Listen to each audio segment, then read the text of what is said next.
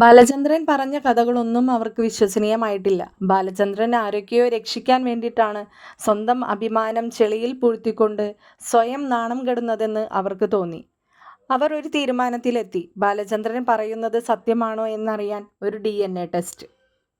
ആ തീരുമാനത്തിനൊടുവിൽ അവർ വൈജയന്തിയെ കണ്ടു. വൈജയന്തിയോട് കാര്യങ്ങൾ ബോധ്യപ്പെടുത്തി. വൈജയന്തിക്കും ഒന്നും വിശ്വസിക്കാൻ കഴിയുന്നില്ല. വൈജയന്തി രാജീവനോടായി പറയുന്നുണ്ട്, ഇല്ല, ഒരിക്കലും ബാലചന്ദ്രൻ അങ്ങനെ ഒരു തെറ്റ് ചെയ്യില്ല. ബാലചന്ദ്രൻ ഓർമ്മ വെച്ച കാലം മുതൽ സ്നേഹിക്കുന്നതാണ് തന്നെ മാത്രം സ്വന്തമാക്കാൻ വേണ്ടിയാണ് ബാലചന്ദ്രൻ പുറം നാട്ടിൽ പോയി ജോലി ചെയ്തതും സമ്പന്നനായി തിരിച്ചു വന്ന് തന്നെ കല്യാണം ആലോചിച്ചതും. ആ ബാലചന്ദ്രൻ ഇങ്ങനെ ഒരു തെറ്റ് ചെയ്യുമെന്ന് വൈജയന്തി ഒരിക്കലും വിശ്വസിക്കുന്നില്ല. രാജീവൻ അപ്പോൾ വൈജയന്തിനോട് ചോദിക്കുന്നുണ്ട്, നിന്റെ ഭാഗത്ത് വന്ന തെറ്റ് ഇത്രയും കാലമായിട്ടും ബാലചന്ദ്രൻ അറിഞ്ഞിട്ടുണ്ടോ? നിന്നോട് അങ്ങനെ ഒരു രീതിയിൽ ബാലചന്ദ്രൻ പെരുമാറിയിട്ടുണ്ടോ? അപ്പോൾ എന്തുകൊണ്ട് നിനക്ക് ആയ തെറ്റ് അവനും സംഭവിച്ചുകൂടാ?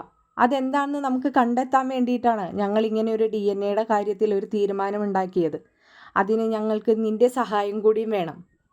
എൻ്റെ ഒരു കൂട്ടുകാരൻ്റെ സഹായത്തോടു കൂടി തന്നെ നമുക്ക് ആ ടെസ്റ്റ് നടത്താൻ കഴിയും വൈജയന്തി. അതിനായിട്ട് നമുക്ക് ബാലചന്ദ്രൻ്റെയും അലീനയുടെയും ഓരോ മുടിയാണ് കിട്ടേണ്ടത്. അതിന് നീ ഞങ്ങളെ സഹായിക്കണം.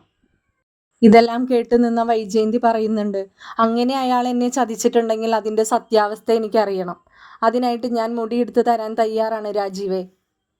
അങ്ങനെ ഒരു തീരുമാനത്തിനൊടുവിൽ ശിവൻ പറയുന്നുണ്ട്, അങ്ങനെ നമുക്ക് രാജീവ് അത് വേണ്ട, നമുക്ക് അലീനയുടെയും ബാലചന്ദ്രൻ്റെയും എല്ലാ ആവശ്യം ബബിതയുടെയും അലീനയുടെയും മുടി കൊണ്ടുപോയി പരിശോധിക്കാം. അവർ തമ്മിൽ സഹോദരങ്ങളാണെന്ന് തെളിയുമല്ലോ.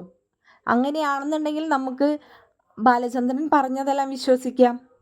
അല്ലാതെ ബാലചന്ദ്രൻ്റെ മുടി കിട്ടാൻ നമുക്ക് ബുദ്ധിമുട്ടായിരിക്കും. വൈജയന്തിയെ ആണെങ്കിൽ അയാൾ മുറിയിലും കയറ്റുന്നില്ല. ബബിതമോൾ ആണെങ്കിൽ നമ്മളോട് സഹകരിച്ചു കൊള്ളും. കൃഷ്ണമോളോട് ബാലചന്ദ്രൻ്റെ മുടിയെടുക്കാൻ പറഞ്ഞാൽ അവൾ പോയി അച്ഛനടുത്ത് പറഞ്ഞു കൊടുക്കും. അതുകൊണ്ട് തന്നെ നമുക്ക് അതിൽ നിന്നും പിന്മാറാം. നമുക്ക് ബബിതമോളുടെയും അലീനയുടെയും മുടി കൊടുക്കാം. ഇതെല്ലാം കേട്ട് നിൽക്കുന്ന വൈജയന്തിക്ക് ദേഷ്യം സഹിക്കാൻ വയ്യാതെ വൈജയന്തി മുറിയിലേക്ക് നടന്നുപോയി. ബാലചന്ദ്രൻ്റെ സമ്മതമില്ലാതെ മുറിക്കകത്ത് കയറിയപ്പോൾ ബാലചന്ദ്രൻ വൈജയന്തിയോട് ഷൗട്ട് ചെയ്തു, കടന്നു പോണം പുറത്ത് എന്ന് പറഞ്ഞു. നിന്നോട് ആര് പറഞ്ഞു എൻ്റെ സമ്മതമില്ലാതെ മുറിക്കകത്ത് കയറാൻ? ബാലചന്ദ്രൻ പറഞ്ഞതെല്ലാം കേട്ട് നിന്ന് വൈജയന്തി ചോദിച്ചു, നിങ്ങൾ എന്നെ ചതിക്കുകയായിരുന്നില്ലേ ഇത്രയും ദിവസം? നിങ്ങളുടെ മകളാണെന്ന് പറഞ്ഞ് അവളെ ഇവിടെ കയറ്റി താമസിപ്പിക്കാൻ നിങ്ങൾക്ക് എത്രത്തോളം ധൈര്യമുണ്ടായിട്ട് വേണം? ബാലചന്ദ്രൻ അവളോടായി ചോദിച്ചു. നിന്നോട് ആര് പറഞ്ഞു ഈ വിഡ്ഢിത്തം? ബാലചന്ദ്രൻ പറഞ്ഞതെല്ലാം കേട്ട് വൈജയന്തി തിരിഞ്ഞു നിന്നു. വൈജയന്തി ചോദിക്കുന്നുണ്ട്, നിങ്ങൾ എൻ്റെ ആങ്ങളമാരോട് പറഞ്ഞതല്ലേ നിങ്ങളുടെ രക്തത്തിൽ ജനിച്ചതാണ് അലീന എന്ന്? പിന്നെ ഞാനിതെല്ലാം ചോദിക്കുമ്പോൾ നിങ്ങൾ എന്തിനാണ് ഉരുണ്ട് കളിക്കുന്നത്? സത്യം സത്യമായി തന്നെ പറഞ്ഞൂടെ? ആരാണ് വൈജയന്തി സത്യം സത്യമായി പറയുന്നത് ഇവിടെ? എല്ലാവരും കള്ളത്തരത്തിൻ്റെ പുറത്ത് തന്നെയല്ലേ ജീവിക്കുന്നത്. പിന്നെ എനിക്കെന്തുകൊണ്ടായിക്കൂടാ? ബാലചന്ദ്രൻ മുഖത്തടിച്ച പോലെ വൈജയന്തിയോട് സംസാരിച്ചു. വൈജയന്തിയോട് ഷൗട്ട് ചെയ്തു, ഇറങ്ങിപ്പോവാൻ പറഞ്ഞു. നിങ്ങൾ എന്നെ എത്ര തന്നെ ഷൗട്ട് ചെയ്താലും ഇതിനൊരവസാനം ഞാൻ കണ്ടുപിടിച്ചിരിക്കും എന്ന് പറഞ്ഞ് വൈജയന്തി അവിടെ നിന്നും ഇറങ്ങിപ്പോയി. ബബിതമോളുടെ സഹായത്തോടെ ബബിതയുടെയും അലീനയുടെയും മുടി അവർ ശേഖരിച്ചു. DNA ടെസ്റ്റിന് അയച്ചു. 2 ദിവസത്തിന് ശേഷം DNA ടെസ്റ്റ് റിസൾട്ട് കിട്ടി. DNA ടെസ്റ്റ് റിസൾട്ട് കണ്ട് എല്ലാവരും അന്താളിച്ച് നിന്നുപോയി. രാജീവൻ്റെ വാട്സപ്പിലേക്കാണ് കൂട്ടുകാരൻ റിസൾട്ട് അയച്ചത്. റിസൾട്ട് ഓപ്പണാക്കിയ രാജീവൻ ഞെട്ടിപ്പോയി. റിസൾട്ട് പോസിറ്റീവായിരുന്നു. രാജീവൻ ഊഹിച്ചത് സത്യമാണ്. ബബിതയും അലീനയും സഹോദരങ്ങളാണ്. ഇതൊന്നും വിശ്വസിക്കാൻ കഴിയാതെ രാജീവൻ ഉടൻ തന്നെ ശിവേട്ടനെ ഫോൺ ചെയ്തു.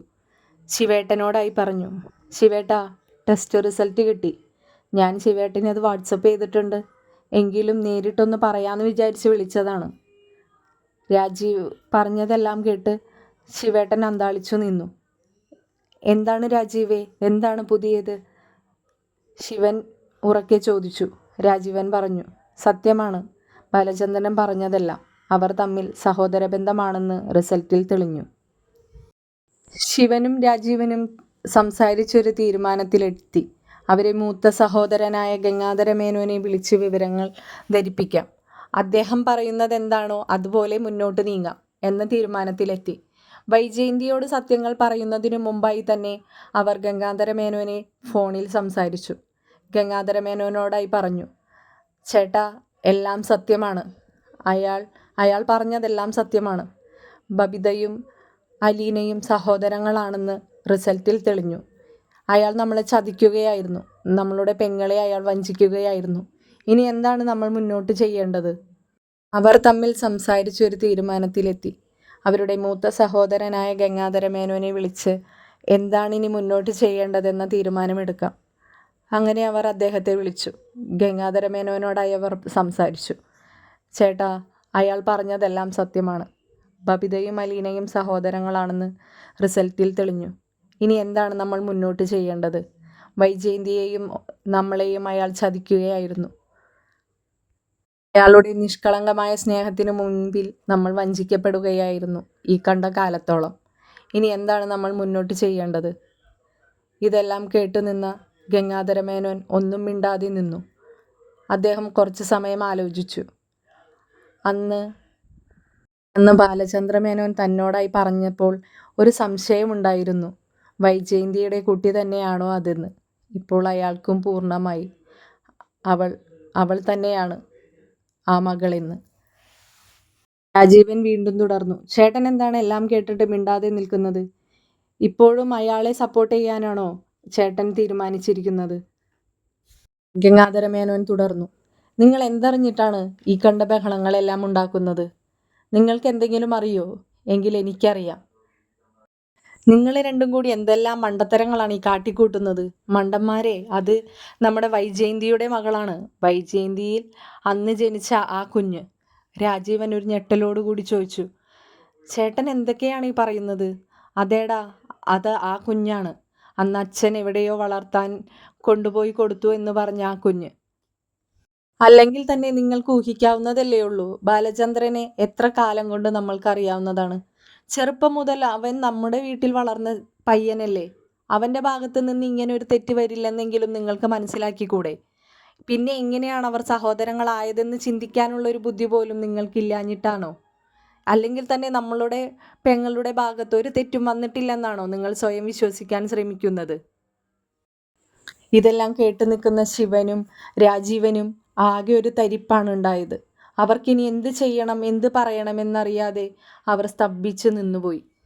വീണ്ടും ഗംഗാധരമേനോൻ തുടർന്നു. ഇതെല്ലാം അയാൾക്കറിയാം. അയാൾ എന്നിട്ടും എല്ലാം ക്ഷമിച്ച് അയാളുടെ മക്കളെ പോലെയല്ലേ വൈജയന്തിയുടെ കുഞ്ഞിനെയും അയാൾ സ്നേഹിച്ചത്. നിങ്ങളെല്ലാവരും കൂടിയല്ലേ അയാളെ ടോർച്ചർ ചെയ്യുന്നത്. എന്തിനു വേണ്ടി? നമ്മളുടെ പെങ്ങളുടെ ഭാവി നിങ്ങൾ തന്നെയല്ലേ തകർക്കുന്നത്. വേണ്ടടാ, വിട്ടേക്ക്. അയാൾ നല്ലൊരു മനുഷ്യനായതുകൊണ്ടാണ് അയാൾ ഇതെല്ലാം അറിഞ്ഞിട്ടും മിണ്ടാതിരിക്കുന്നത്. അയാൾ എൻ്റെ അടുത്ത് വന്നതാണ്. അയാൾ എല്ലാ സത്യങ്ങളും അറിഞ്ഞതുമാണ്. അയാൾ എല്ലാ സത്യങ്ങളും അറിഞ്ഞിട്ട് തന്നെയാണ് എൻ്റെ അടുത്ത് വന്ന് ചോദിച്ചതും. പക്ഷേ അന്ന് എനിക്കൊരു സംശയം മാത്രമേ ഉണ്ടായിരുന്നുള്ളൂ, ആ കുഞ്ഞ് അലീനയാണോന്ന്. ഇപ്പോൾ ഈ DNA അതും എനിക്ക് മനസ്സിലാക്കാൻ സാധിച്ചു. നിങ്ങളും ആ സത്യം ഉൾക്കൊള്ളണം. ദൈവത്തെ ഓർത്ത് നിങ്ങളതൊക്കെ വിട്ടുകളയണം. അവരുടെ വീട്ടിൽ പോയി ഒരുപാട് പ്രശ്നങ്ങൾ ഇനിയും ഉണ്ടാക്കരുത്. നമ്മൾ ഈ അറിഞ്ഞ സത്യങ്ങളെല്ലാം നിങ്ങൾ ഒരിക്കലും വൈജയന്തിയോടും പറയരുത്. വൈജയന്തി വല്ല കടുങ്കയും ചെയ്യുമെന്ന പേടി എല്ലാവർക്കുമുണ്ട്. അതുകൊണ്ടാണ് ഇതെല്ലാം അറിഞ്ഞിട്ടും ബാലചന്ദ്രൻ വേറെ രീതിയിൽ അവളോട് പ്രതികരിക്കുന്നത്. ഇതെല്ലാം അയാൾ അറിഞ്ഞു എന്ന് അയാൾ ഇതുവരെയും അവളോട് കാണിക്കാത്തത്. നിങ്ങൾ എന്തിനാണ് ഇതെല്ലാം വീണ്ടും വീണ്ടും കുത്തിപ്പൊക്കുന്നത്? രാജീവൻ വീണ്ടും പറയുന്നുണ്ട്. എങ്കിലും ഏട്ടാ, അതൊരു പിഴച്ച സന്തതിയല്ലേ. അവളെ എന്തിനാണ് നമ്മുടെ കുടുംബത്തിങ്ങനെ നിർത്തുന്നത്? ഈ ബാലചന്ദ്രൻ എന്ത് കണക്കാക്കിയിട്ടാണ് അവളെ അങ്ങനെ ആ വീട്ടിൽ സ്വീകരിച്ചത്? അതയാളുടെ നല്ല മനസ്സല്ലേ? ഗംഗാധരമേനോൻ വീണ്ടും തുടർന്നു പറഞ്ഞു.